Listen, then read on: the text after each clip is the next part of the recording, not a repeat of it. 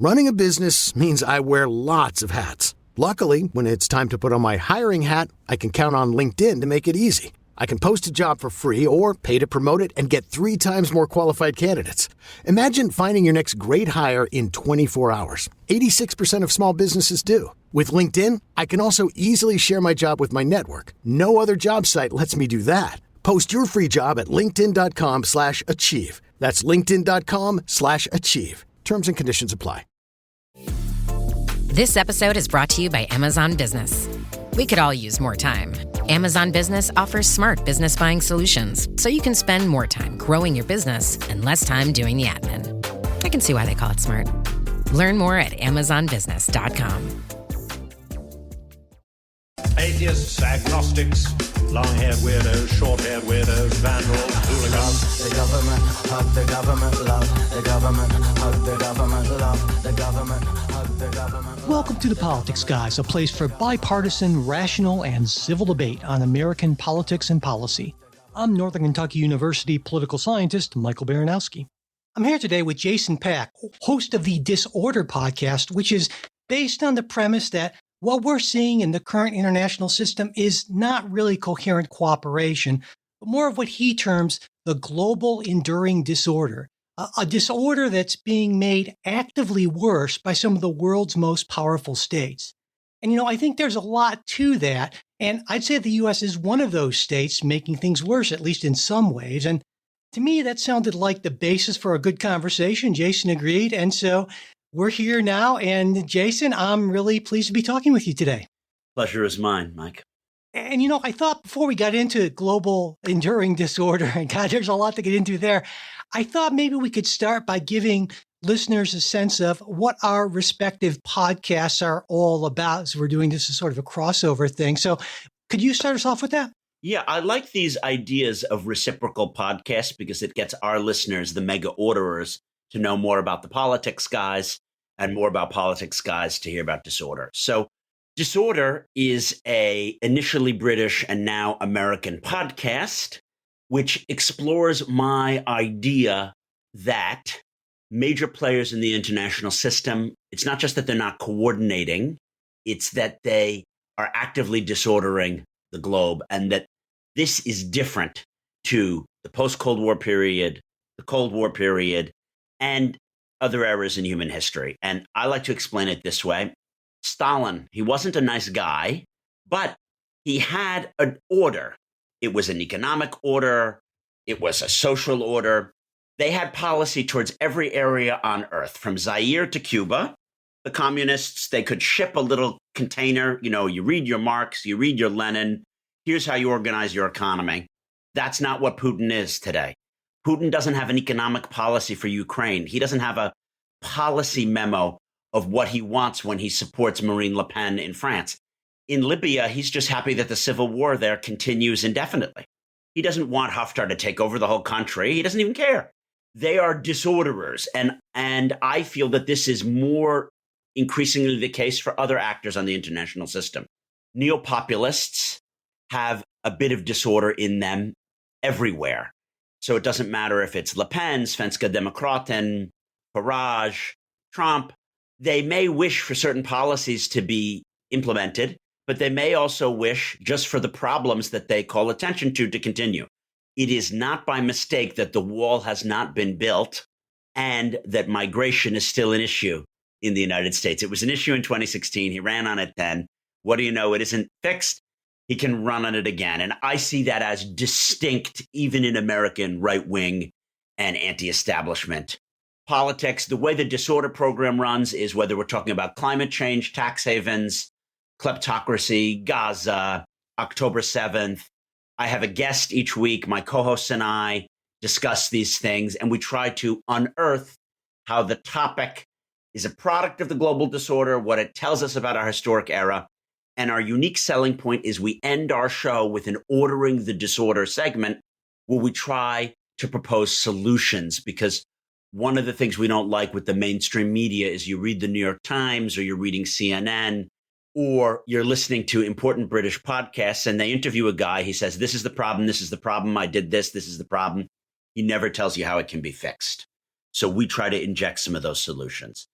And so I guess I should follow on with you and let folks from the Disorder know a little bit about what the Politics Guys is all about. And what we try to do is, well, a couple of things. Our main thing is every week we take a bipartisan look at whatever happened in the week in American politics and policy. And naturally, given America's role in the international stage, well, that brings in a lot of international politics at times, certainly.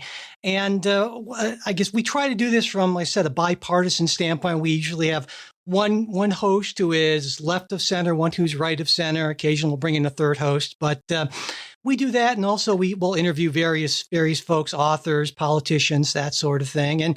And because we feel like there's not really enough real bipartisan discussion, not debate, not trying to own the libs or own the other side, but actually trying to understand what a viewpoint that's not ours is really all about. And so that's what we're kind of going for. And we've been doing it now for a bit over 10 years at this point. So I hope we're doing something right. Anyway, we think we're filling, I think, an important void in a lot of mainstream media with that. And so yeah, that's what the Politics Guys is all about. And it's something that I really believe in what you're doing, Mike, because my view is that the shared interests of right-wing Republicans and left-wing Democrats are going to be 80%. And the shared interests between center-left and center-right are going to be 95%. And if you look at Remainer Tory and anti-Corbyn Labor, what people actually want is going to be 98% the same.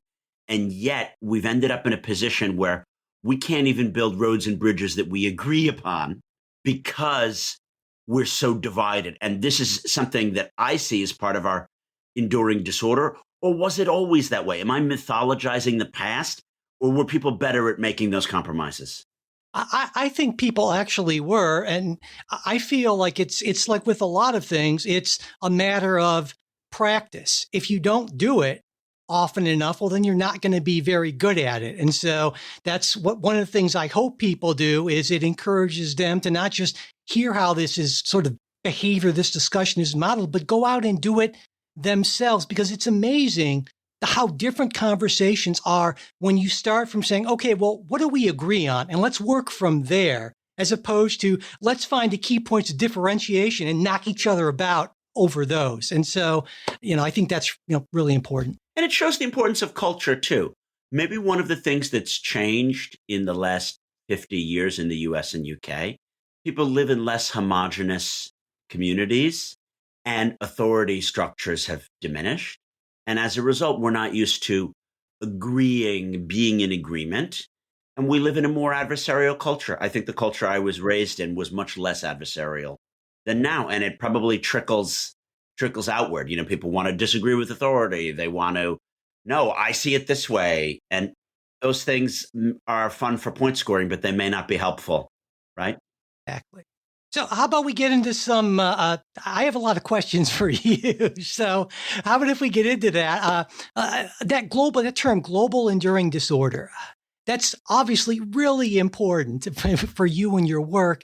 Can you explain a little about what that means exactly? Sure. I have a novel theory, can't be proven, that we don't live in the post-Cold War world anymore. And I was writing this since before 2016. It's become more popular since the Ukraine war that we don't live in the post-Cold War world. I have said that this era is the global enduring disorder and that it has certain unique features. I sketched some of them earlier on, but to really drill down, it's that we're not having a competition of different orders. And this may sound theoretical and why does it matter?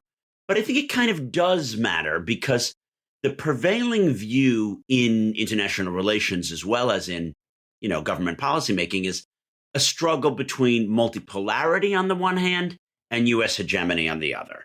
That American leaders, as the IR field goes, American leaders want to be the top player in the global system, setting the terms of trade, setting the tariffs, directing who spends what in NATO. And then there's the Chinese and the Russians and the Europeans, and they want multipolarity. They want to be a pole with their own order.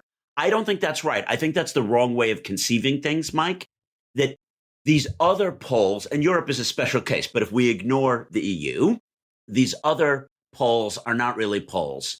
The Russians do not have a vision of global order the way they did in the communist Soviet Union. This is my contention, right?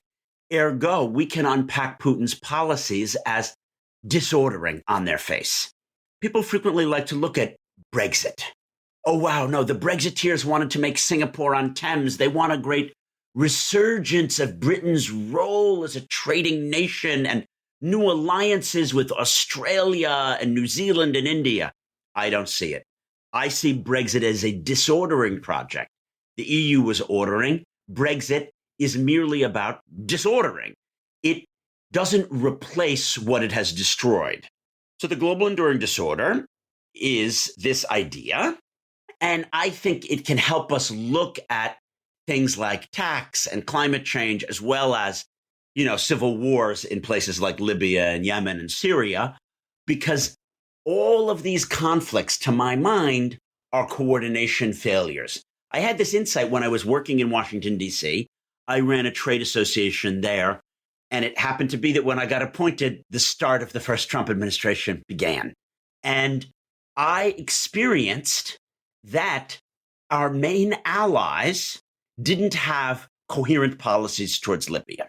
And I had known this from my academic work, but I didn't know that the French embassy and the Italian embassy would be lobbying America with opposite talking points, and that they would be training and funding and arming opposite sides in a hot civil war. Just to grasp how insane that is, there was no time during the Cold War where the French and Italians were truly fighting each other on opposite sides of hot civil wars in Africa or Latin America. It's not a thing. Reagan would have picked up the phone and said, knock it off. We can't have this. This is against what we're about as a unified West. So we see those coordination failures on the civil war in Libya as the same as climate change. Roughly put, the French, the Norwegians, the Irish, the Argentinians, they want to fight climate change, but their policies are not coordinated, so they don't work together. We also have tax policies. Biden was like, oh, I'm going to harmonize things with the Irish. We're going to have a unified, tax. No. Ironically, our policies are more discordant now than ever. And that's what the global enduring disorder is and what we try to unpick. I wonder if it seems to me that the main factor that sort of led to a period of maybe of more order was that sort of pre-world communist world, sort of Cold War era that I grew up in. And when we lost that with the fall of the Soviet Union, the breakup and so forth, starting in the 90s, I wonder though, what do you think is that this greater disorder? Is that a reasonable price to pay for not having a Soviet Union and sort of the threat of communism? Because China is communist, but in a very different sort of way, and that sort of. I mean, is that? I guess it is inevitable that if we don't have some sort of a existential threat that's very clear, not like climate change, which is you can sort of say, well, but when you have actually Soviet missile, that can pull people together. And I'm wondering if order is just sort of coordination is more the exception than the rule. This is a great point, and I agree with this. This is a point that Ambassador Kurt Volker, the U.S. ambassador to NATO, made on the Disorder podcast in one of our earlier episodes. The existential nature of the threat was so profound, and nuclear weapons are the essence of that threat. Ergo, NATO was able to work, and we could also unify people ideologically on issues of tax and the economy. And for whatever reason, despite the threat posed by Russia, China, climate change, AI, it hasn't seemed as existential to people. And that's definitely correct. I don't think, though, that we can only ever just unite because of an external threat. In other words, I see something greater going on, which is that in this period, say 1815 to 2011, states had more power than private corporations, and the ability of states and culture and the English language and things to be more unifying forces, worked in a certain way. And we're moving into a world where there is a lesser power for consensus culture and states. And I like to point it out this way. Nearly all of the mid 20th century inventions, breakthroughs, space travel, the internet, the semiconductor, these things were either invented by or funded by government. And now almost all innovations relating to AI and healthcare or whatever, it's not only that they're not funded by government, government cannot do them. The US government and the UK government cannot build an AI machine which can compete with OpenAI. They can't do it at all. People forget that the US government can't really make a missile. The missile on which our nuclear deterrent is made by private companies like Lockheed Martin and Northrop Grumman. So just the world has so changed. I'm not sure if defeating the Soviet Union is a price that I would like to have paid for that loss of not only order, but I'm a statist. I'm not left or right. I want states to be able to do things in the world. And people can disagree with me on that if they're libertarian or whatever. But I see this transposition, and we should call a spade and discuss it openly. Do you think that to have more order, that it's necessary to have sort of a, if not a definitely hegemonic power, at least a clearly first among equals? Because I feel like in the post-World War II era, that was sort of the role that the United States played in the international non-communist world, and that's clearly changing. But do you think that that's absolutely necessary to have that sort of primary power? It's a great question. Historically, it has been, but I would retort, it could be a coalition of powers. I believe in hegemonic global leadership, which is quite bold, and I get attacked for it very frequently. And I also get attacked, well, you're a heterosexual white male. Of course you would believe this. I also assert that my belief in desiring hegemonic global leadership has nothing to do with my being a heterosexual white male who happens to be educated and come from an upper middle class family. I think that these are merely my ideas, but I'm open to criticism that my positionality may play a role. I think that we've had a global world pretty much only since 1815. We had a lot of spheres of power, and we had transnational and global politics from the age of exploration until the Napoleonic Wars, but we didn't have one global politics the way that we have had the last 2 centuries. And in that period, we've had British hegemony, and then a period of Anglo-American hegemony that was being threatened and restored, threatened and restored, America eclipsing Britain, America being the hegemonic power. And now we're in some kind of Thucydides trap where a second power, China, is seeking to equal or eclipse America.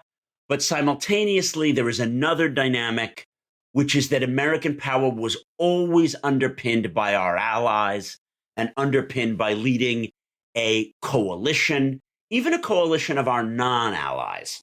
Bretton Woods is a great example here. We made an economic or monetary system that applied as equally in Africa and Latin America as it did in France and Britain. We had been a standard setter, how the SWIFT code works, when we're going off the gold standard, how the UN functions. And those things have really unraveled more than people realize, because there's a retort, oh, the UN never worked. Oh, the gold standard this. Oh, the Americans. Oh. Well, you know what? It more worked than didn't work previously. And we're in a new world where, yes, in some ways, for example, in certain spheres of tech and AI, the US may be more world leading than it ever has been.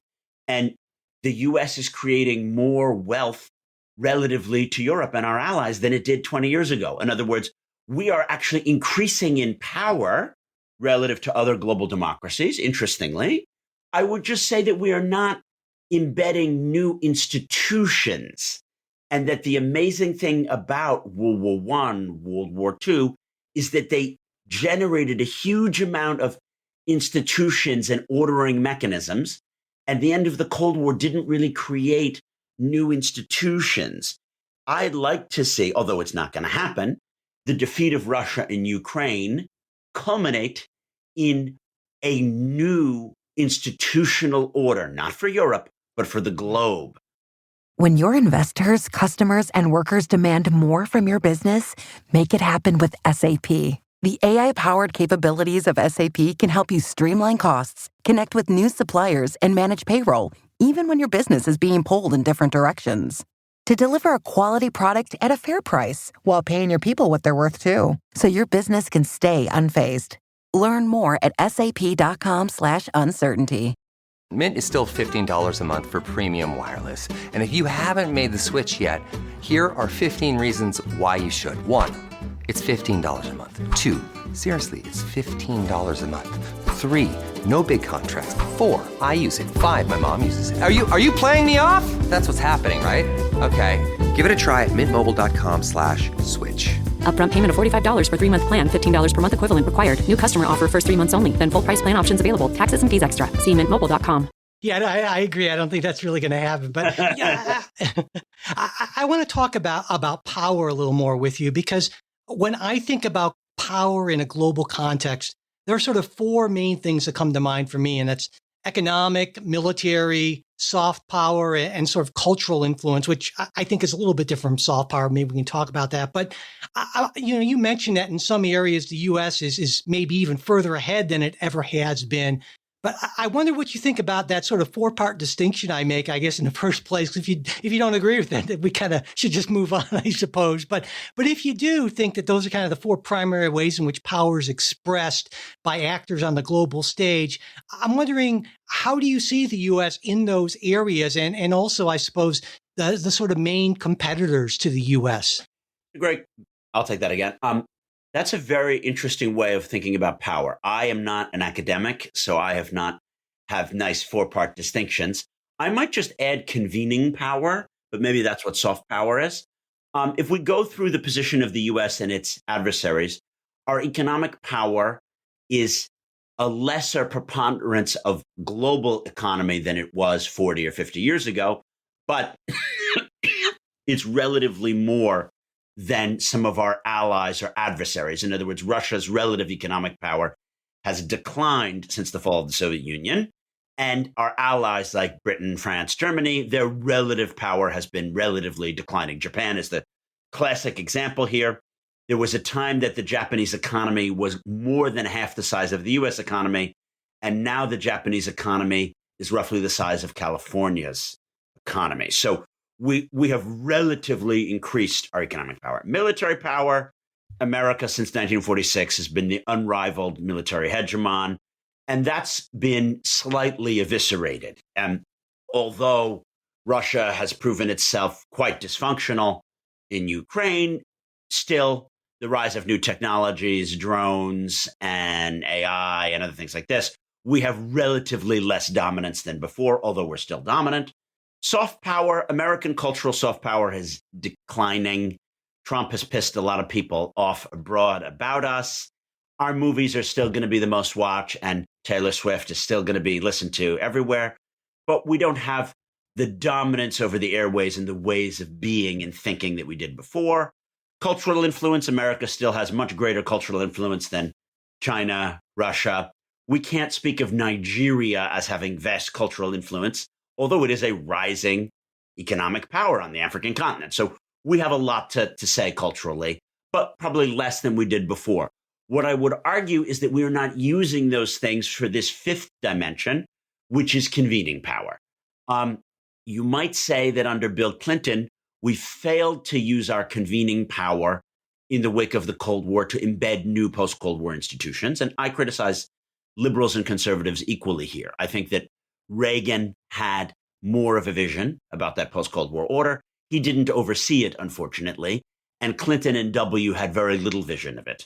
We spoke to Jamie Shea, the Deputy Secretary General of NATO, in one of the earlier episodes of Disorder, who pointed out in the 9/11, all of the NATO countries came to the US, tell us what to do. We want to help. We'll build any new thing to globally fight terror together. And they said, nah, we'll take it from here. Do you know what I mean? We'll call you when we need you. This moment was so missed, and it's a bipartisan miss. It goes to Clinton and W, and then Obama's mistakes in Georgia in 2008, the red line over Syria, Ukraine. These are not partisan things. So we have lost our convening power. And as a result, our allies have fragmented. I think that if America, working particularly through Britain, and, I am an Anglo-American, I'm British educated, I'm in the process of becoming a British citizen, but also I believe that Britain has a unique and special relationship with the US. We have just missed using the UK-US relationship to, for example, postulate how do you tax multinational corporations on their music earnings? How do you regulate AI in this way? What's our vision for cryptocurrency? There could be an Anglo-American vision, if we wanted to, that would have dominated this new space and ordered it. Hasn't happened. I can almost hear some of the politics guys, listeners at least, who kind of are from the right, thinking, "Oh my God, Jason's talking about world government. This is just nuts kind of stuff." And I don't really think you're talking about that. There's a difference between world government and an international order, right? Well, I will plead guilty as charged. I would like more global governance. I think that isn't the conspiracy theory of the right-wing fears of global government. So, yes, I would like to see an Anglo-American nexus, which has a view on how are earnings in crypto taxed? How do we regulate AI so that it doesn't go out of control? How do we, for example, deal with having shared standards on military articles? People forget NATO is not really a standard-setting institution. Italy makes missiles that don't fire in French rocket launchers. The Ukrainians sometimes have a problem that they have different tanks that they get from different Western allies that doesn't take their shells. You want to talk about a cluster? I don't grasp how we can be NATO allies 80 years into NATO. And we're sorry, our shells don't go in your tank. It's an embarrassment. So I'm going to push back. If people call that global governance, then yes, I'm someone who advocates for global governance. But is that what the fears of the conspiratorial guys on the right are? I'll tell you one thing that really bothers me. We don't have harmonized plugs and electricity standards. And there's a vast historical reason for this. But there have been 80 years. Studies are produced every year about things like daylight savings time and electricity plugs. There are tens of billions of dollars of growth that we could unlock if only Europe and America would decide to have the same days for when daylight savings changed and when we had our plugs. If you feel that your freedom is being impinged, I want you to point out, because we're going to change to a universal standard of electricity plugs, then we have different politics. Yeah. It made me think about that whole move to the metric system back in, I think it was the 70s or the 80s or something like that. And just people freaking out left and right in the US for standardization. It just made a lot of sense. But anyway. Right. I see those things actually increase freedom. I am freer when I don't have to have an extra cable that prevents me from doing this meeting easily, or when there is friction when I'm trying to run my business. And Brexit is the great example here, as well as these tariffs. I don't necessarily mind things that might incentivize domestic production and friendshoring. What I dislike is haphazardness. When something is done in an orderly way, non-US allies will pay 20% to this, and it's going to be consistent. There's no negotiation. It's permanent. Okay, fair game. I happen to be a free trader, but I accept that. It is the disorderly way of these things that I think is where we get a lot of our own goals that have weakened our position in the world. I want to ask you about right-wing populism, because as a U.S. politics guy, I mean, I tend to focus on Trump and the U.S., but it's not just Trump, right? It's, Italy, Hungary, Argentina, Poland, a number of other countries. And I'm wondering, what you think about as being sort of the main drivers of this in so many Western democracies, and also, and maybe more importantly, I would argue, how it's affecting the global order, this kind of huge movement. As always, Mike, I can tell you're very good at formulating questions. I think it's critical to point out that the rise of these right-wing populist movements across the globe is a shared phenomenon, but the movements are all slightly different. I lump them under the term neo-populism, and I'll explain in a second what makes it neo, but I also like to differentiate. Meloni in Italy is not Orban in Hungary, and Orban in Hungary is not Trump. So although we need to look at them as a shared field, there are key differences. All of these movements that arise in democracies point out real problems. I'm a man of the center. I don't like illegal immigration. I want legal immigration. I think that we've had far too much cultural change. I don't believe in gay marriage. Interestingly, we can get into that if you want to. I certainly think that the trans issue is, very bad. So real problems are pointed out by the neo-populist movements, but without solutions. And that, to me, is what makes neo-populism different from traditional populism. Whatever you might think about Williams Jennings Bryan or Mussolini or Oswald Mosley, they're populists, but they had solutions. These may not be solutions that we like, but they were solutions. I think that the uniting feature between Javier Milei, Orban, and Trump, no actual solutions. Yeah, we've got trade imbalances. What do you know? The tariffs are not actually fixing them. We've got a migration problem. He proposes some things, no solutions. He's ran in 2024 on the same problems as 2026. He ran in 2024 claiming to try to fix most of the same problems he said he was going to fix in 2016. And this is something that unites all of these neo-populist movements. Orban has been talking about this global Soros Jewish conspiracy against Hungary. Well, he's been in power for 15 years. Why hasn't he fixed it? And then he says, the migrants this, the migrants. Hungary has about the least proportion of asylum seekers of any democracy on earth. They have like 1 migrant per 1,000. You know what I mean? It's like shocking how low the number of migrants is in Hungary. He's not trying to solve a problem. And that's what I see, is that there are lots of problems. And the world has become much more complicated than when we were kids. I think we're of a similar age. And therefore, people are upset. The world is complicated. Real wages have stagnated. People are pissed off. The populists have called the bluff of the center, center right, and center left because they haven't delivered solutions. The neo-populists don't deliver solutions either, but they really point out the problems. Yeah. I feel like to the extent that they focus on solutions, it's, well, just shut up and let's do it like we used to do it 20, 30 years ago, which is a solution in a sense, but it's not a viable solution because you just can't go back and remake the world the way it was in the past. So it's a fake solution. It's a nostalgia sort of solution, I suppose. And this is a very important point, Mike. All of these movements sell nostalgia.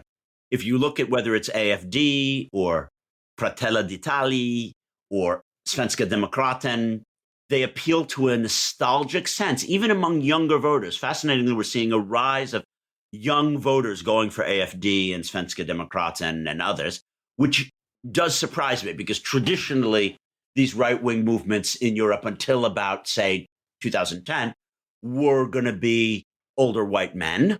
And now we're seeing the young, more women, sometimes certain kinds of non-white groups, but they're selling a vision of the past that past probably never existed. But even if it did, now we're dealing with like AI regulation and getting taxes off cryptocurrency earnings so that you can have the schools and roads that you want.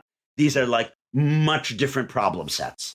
Yeah, when I think about what President Trump is all about, at least in terms of international stage, it seems like it's about the U.S. is being taken advantage of, whether it's, NATO allies, they're not paying their fair share for collective defense, or countries impose these huge tariff and non-tariff barriers on U.S. goods, or taking advantage of our previously generous amnesty policies and an underprotected border. But the unifying theme here, and I think this is maybe true for some of the other right-wing populists, is that we are being taken advantage of. And I'm wondering if you feel that there's anything to this argument that the U.S. has basically been being played for this big, powerful, just kind of sucker, essentially, especially in these three areas: defense, trade, and immigration. Well, you have reified the discourse. The discourse is exactly as you say it is. And this is something that these neo-populist movements share with populist movements. If you look at Mussolini, Hitler, other populist movements globally, we're being played for a sucker. And in the case of the US, we have underwritten and paid for collective defense more than our allies. That is true. I would argue that we have reaped more than our fair share of benefits from that system.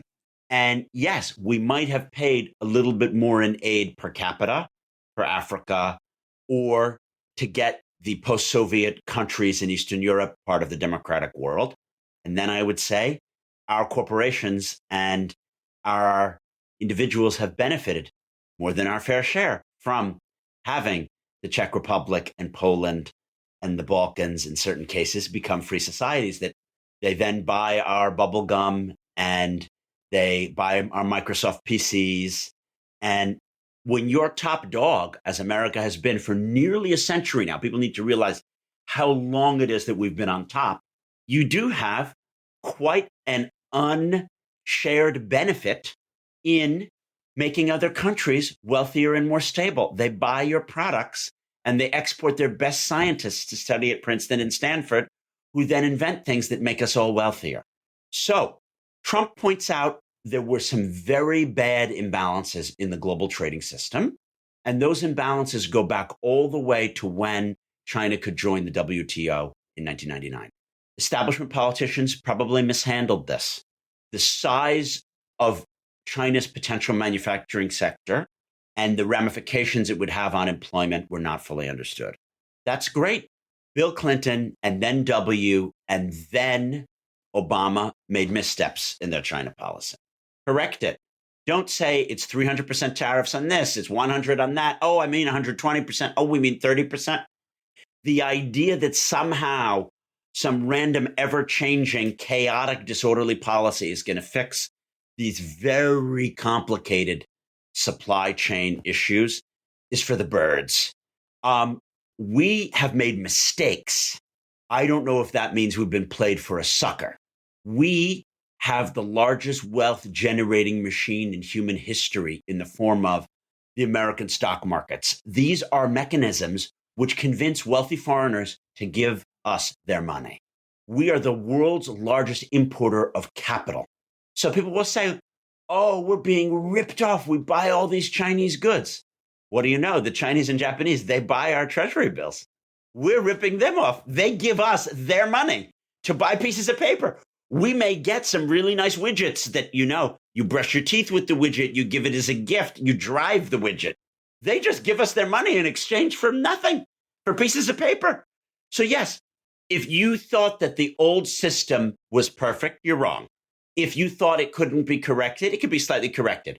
But if you want to throw the baby out with the bathwater, you've missed what has happened from 1946 until 2016, which is unbelievable wealth accumulation, bettering of standards of living, also increased opportunity for minorities and women and, white men who are from Appalachia and parents may not have gone to college. Was it spread imperfectly? Yes, but we are now going through a process where America's wealth and knowledge generating machine, the essence of how it worked, is at risk of being torn apart. I was deep in it, gaming on Samsung Galaxy Z Fold 7. Unfolding the screen made it twice as big and so immersive, I kinda lost myself. Might have trolled a little too close to the sun. Someone in the chat told me to touch grass, so I took my Z Fold 7 outside and kept playing. Still won, got a tan, and a nice little reset. Powerful processor, realistic graphics, you stay locked in, streak stays alive. Can your phone do that? The new Galaxy Z Fold 7. Get yours at Samsung.com. How does PwC take your company to the leading edge? They bring the sharpest minds in tech to your team, so you can bring the ideas that will transform your business. They're passionate about your industry, so you can walk into any room with every advantage. And they're with you every step of the way, so you can know you're headed in the right direction. PwC builds for what's next, so you can get there now. Get started at pwc.com/us/leading edge. I think one of the things that frustrates me, and I think that one of the things that maybe President Trump doesn't get or doesn't care about soft power, is that it is a real kind of power, and that reputational power, and you talk about convening power, and it's not, you can't deal with the international stage like you're some Queens real estate developer just doing one-off transactional deals. And so, I mean, it's a whole different world. And yet I understand how people can be sucked into that, because it's easy to point out the direct cost, just add up the numbers, but the benefits are far more diffuse and indirect. And so I'm very much with you. It's just it's a deep frustration to me that President Trump and people around him don't seem to, I think they maybe, some of them get it, but they don't seem to care, because chaos, and I think no one's a chaos agent like Donald Trump is, chaos can be very valuable if what you want is attention and power if you use it right. It can be valuable for you, but just really not good for the international system. I want to get at this big, powerful sucker thing and nip it in the bud.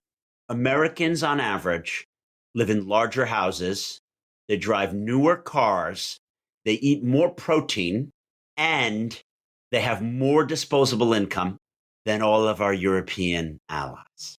You could retort, oh, but we work longer hours and we have less vacation. No, per hour worked, we have more of those things. Do I think that we're smarter than Swiss, Swedes, and Brits? Sorry, it just doesn't stack up.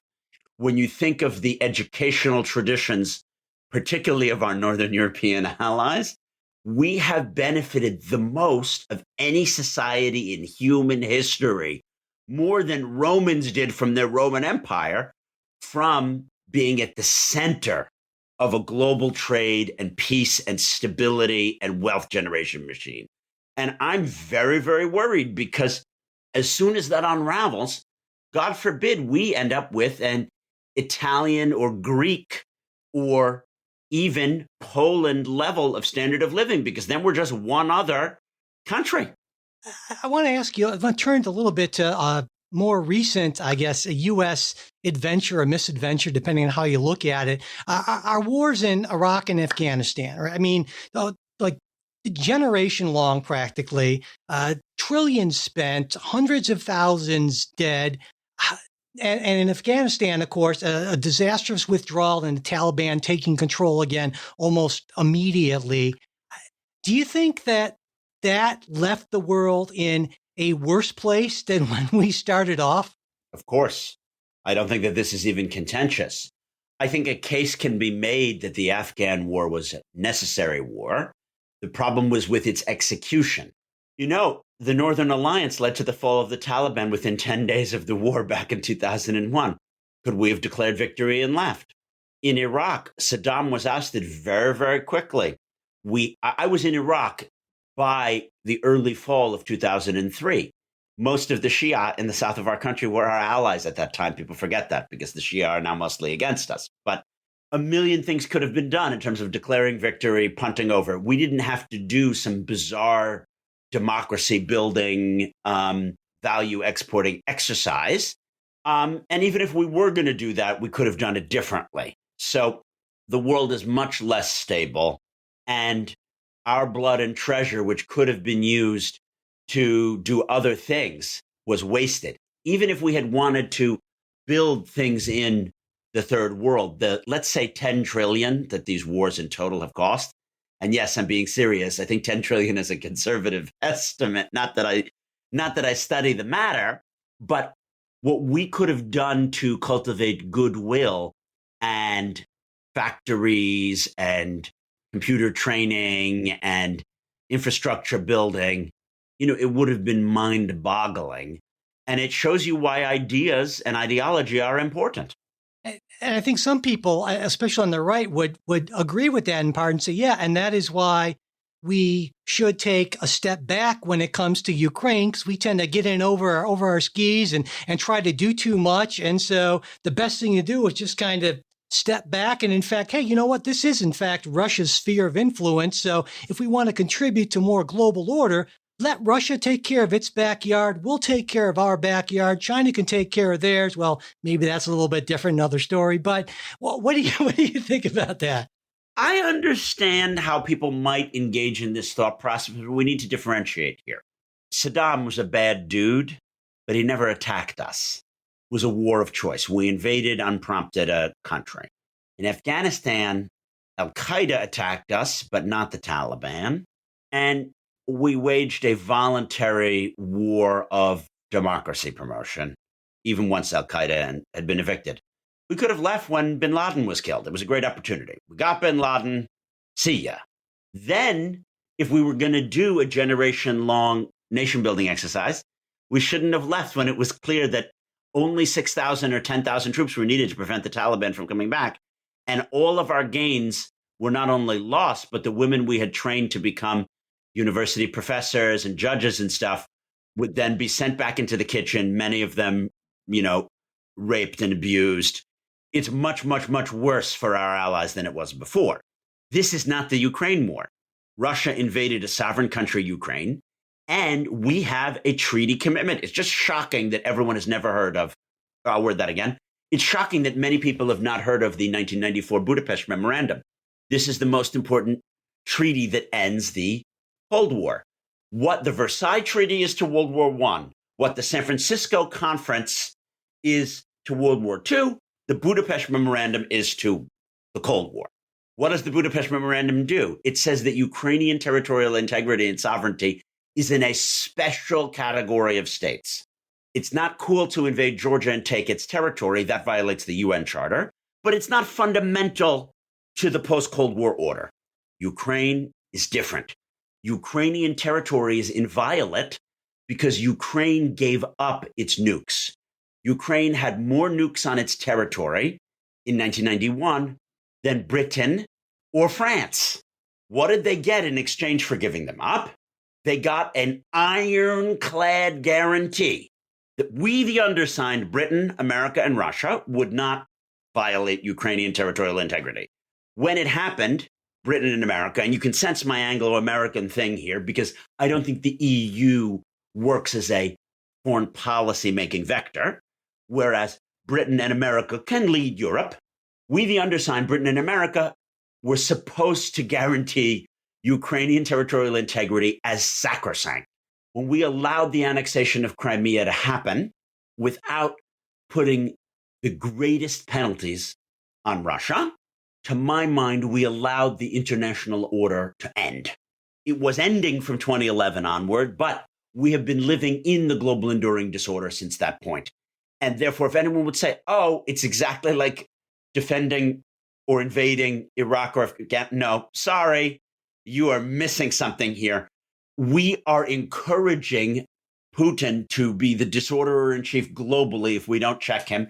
And we make every treaty commitment that we have worthless.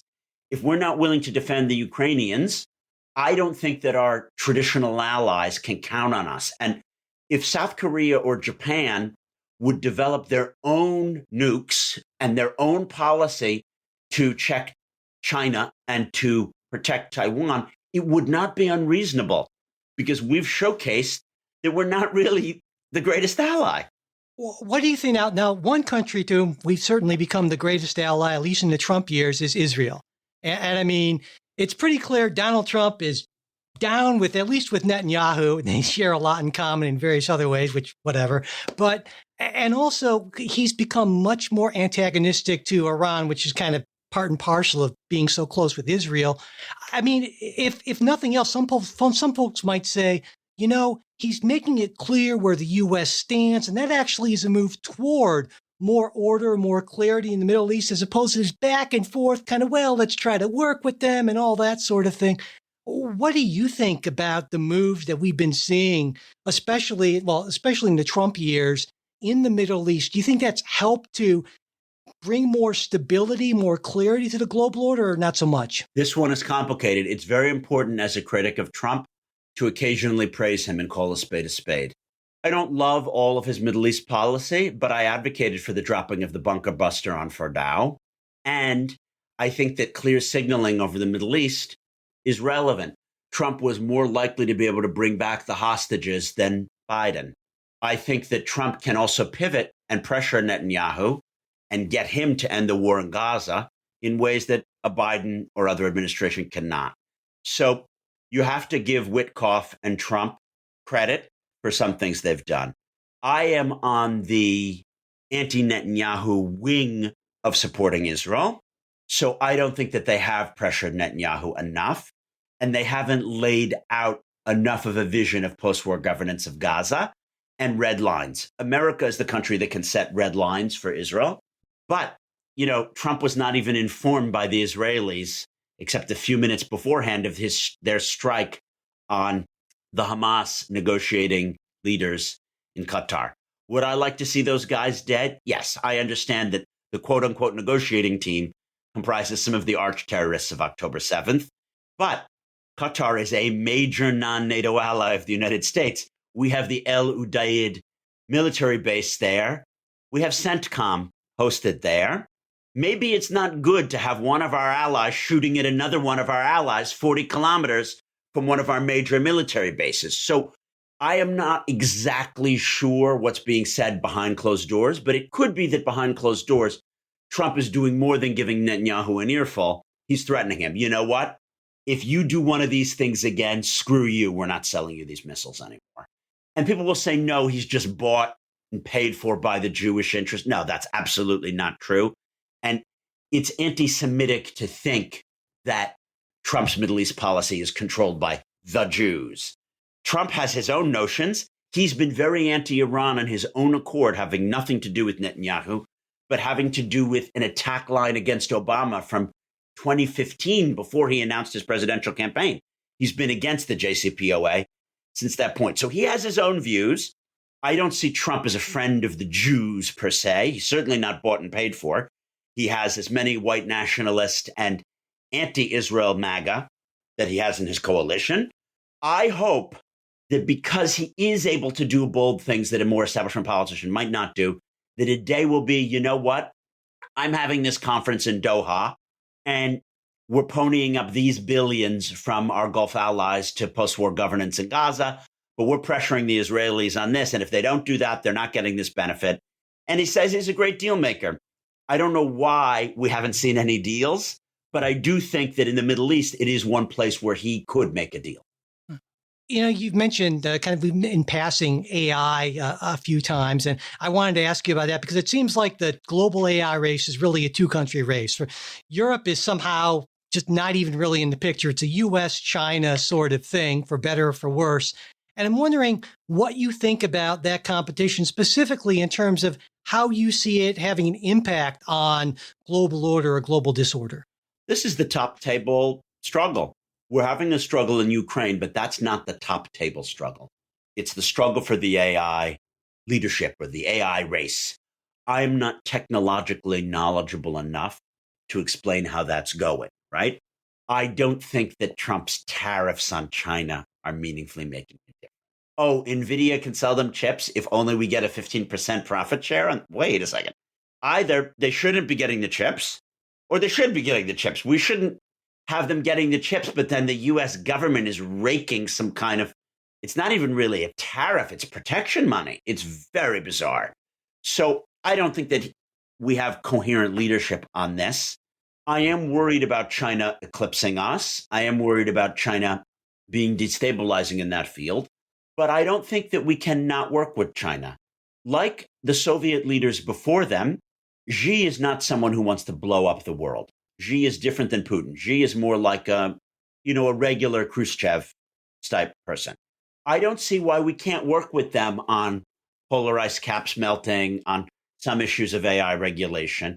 I wouldn't give them our trade secrets, but it doesn't mean that we can't have some kind of collaboration or coordination with them.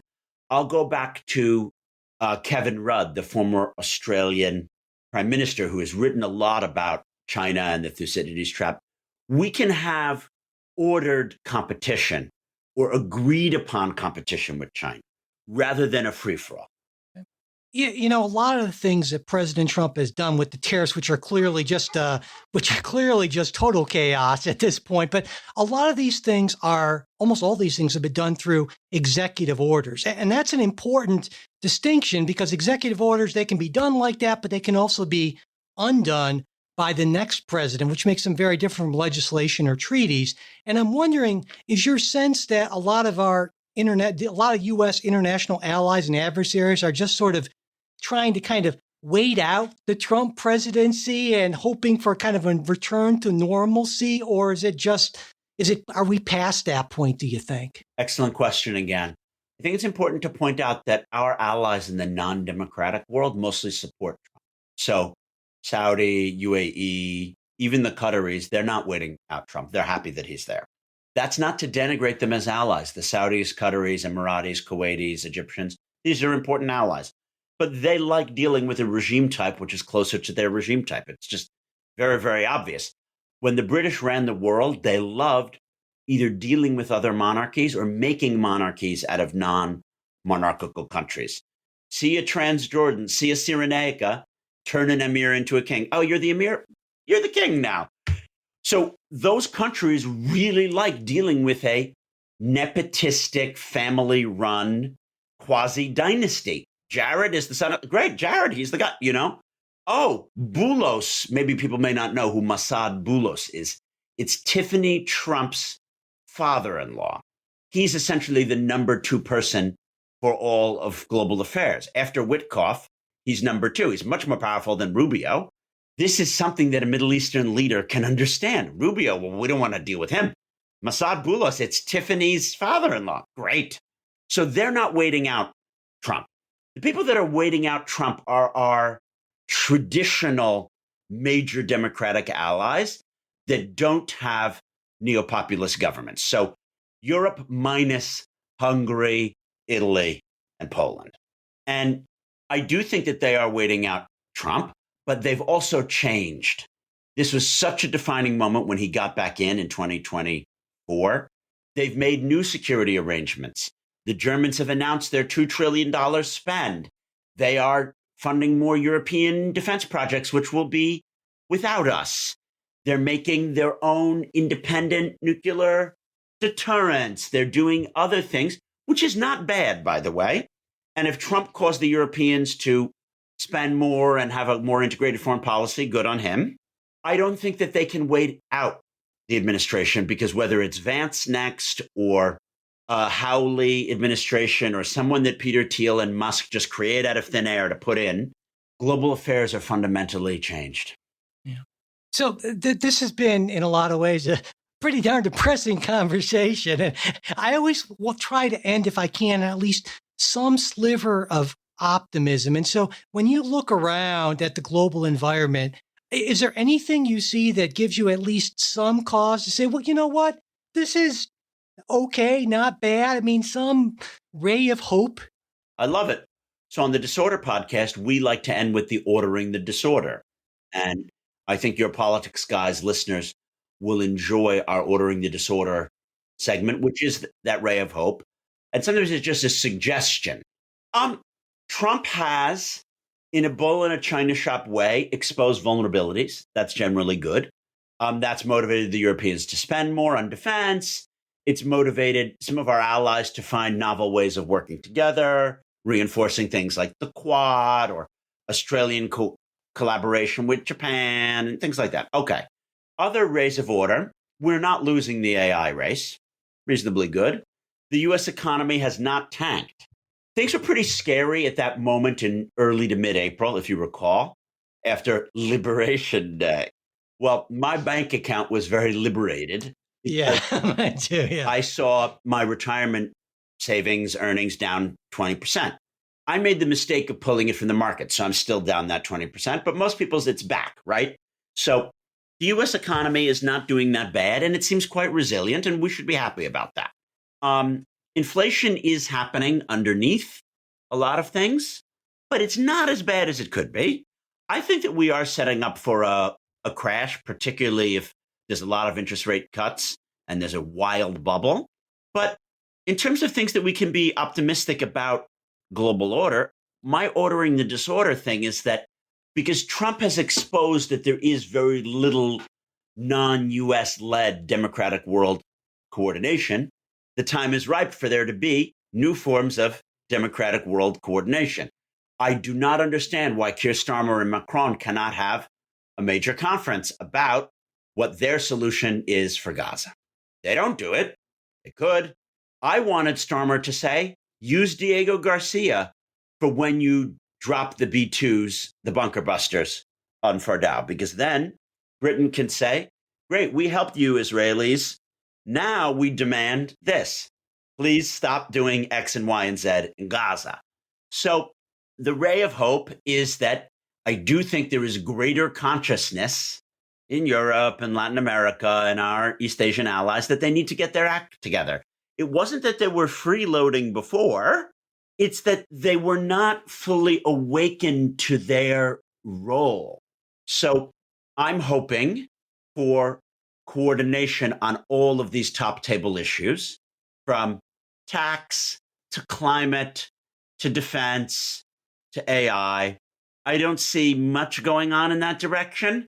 But the most hopeful note I can end on is people said if Trump came into office, the Ukrainians would roll over and Kyiv would be captured within weeks. Even when we deny Kyiv intelligence sharing and the satellite air data, they barely lose any ground on the battlefield. That might be the most optimistic note to end on. I'm wearing my U.S.-Ukrainian flag pen for those who can see it. Our Ukrainian allies are very, very robust. We should support them, but they don't need us. We may need them as much as they need us. Well, I think on that optimistic note, we can close it. I could talk, Jason. I could talk to you for probably another hour without a problem. But this has been great, and thanks so much. I really appreciate the fact that we could get together and do this. I really and I should also point out. I should also point out that, again, Jason's podcast is Disorder. I'll make sure there's a link in the show notes. It's great. You should definitely check it out. And I would like to invite you to have another shared episode in 2026 where I will interview you, and it will be shared on both as well. So for Disorder listeners, you've been hearing a Politics Guy rendition of Disorder Politics Guy. We will reverse it, and I will interview Mike in 2026 about more domestic U.S. stuff and how that plays out for global order. I hope you've enjoyed listening, Disorder listeners. Check out Politics Guys. Very interesting for things like Supreme Court cases, the shadow docket, culture war issues like Charlie Kirk and whatever. We're living through these disordered times, and the Politics Guys present novel consensus ways of thinking about our current global moment. It's been a real pleasure talking with you, Mike. Same here. Thanks for listening to this Politics Guys interview. If you want to get in touch with us for any reason, you can do that in a bunch of ways. There's email, mail@politicsguys.com, as well as Facebook or X. Links for those are in the show notes. There's also our Discord discussion forums for supporters, which I am on all the time, probably too much. No. But anyway, if you're not already a supporter, I hope you'll consider becoming one. When you become a supporter, you not only help us continue the work that we're doing, but you get ad-free versions of everything we release, as well as the full-length midweek episode, as opposed to just that 15 or so minute preview. And if you'd like to get that full-length midweek episode, but you're not in a position to financially support us right now, not a problem. Send me an email, mike@politicsguys.com, and I will get that set up for you. And whether you're a supporter or not, it really does help us out if you subscribe, rate, and review us on whatever podcast app you use, as well as sharing episodes on social media. And finally, a very special thanks to our executive producers, Wilma Moreno, Daniel Toe, Ryan Beasley, Don Oglesby, Derek Schmidt, Dakota Heath, Jason Chrysler, Dave Dean, Jeremy Larson, and Brian Matza.